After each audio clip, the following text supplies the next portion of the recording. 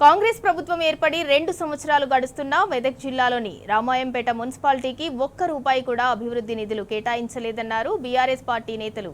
మాజీ municipal chairman పల్లె జితేందర్ గౌడ్ ఆధ్వర్యంలో రామాయంపేట మున్సిపాలిటీ పరిధి బీఆర్ఎస్ నేతలు సమావేశమయ్యారు. బీఆర్ఎస్ హయాంలోనే అభివృద్ధి జరిగిందన్నారు. కాంగ్రెస్ మున్సిపాలిటీ కోసం అభివృద్ధి నిధులు ఇచ్చినట్లు నిరూపిస్తే తాను రాజకీయ సన్యాసానికి సిద్ధమంటూ సవాల్ విసిరారు పల్లె జితేందర్ గౌడ్. 1/1/2026 ఈ రోజు వరకు మీ కాంగ్రెస్ గవర్నమెంట్ నుంచి ఒక్క ప్రొసీడింగ్ 25 రూపాయల పని జరిగినట్టు నిరూపణ చేయండి. నేను దేనికంటే దానికి ఓడిపోతాను. ఇది ఓపెన్ ఛాలెంజ్ చేస్తున్నాను. మీ వచ్చిన ప్రొసీడింగ్లు మూడే ప్రొసీడింగ్లు. ఒకటి ఇంటిగ్రేటెడ్ హాస్టల్ 220 కోట్లు. అది చాలా స్వాగతిస్తున్నాం.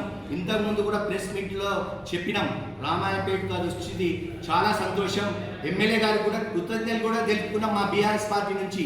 ఇంకొకటి కూడా అది కూడా 119 కాన్స్టిట్యున్సీలకు వచ్చినట్టుగా మెదక్ కాన్స్టిట్యున్సీకి మెదక్లో 25 ఎకరాలు లేనిది కాబట్టి రామాయంపేటలో ఉంది కాబట్టి రామాయంపేటకు వచ్చినందుకు అది కూడా మేము అదృష్టంగా భావించినాం.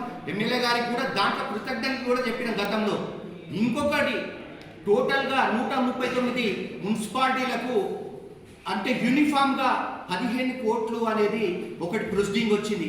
ఆ ప్రొసీడింగ్ కూడా టెండర్ ప్రాసెస్ అయింది.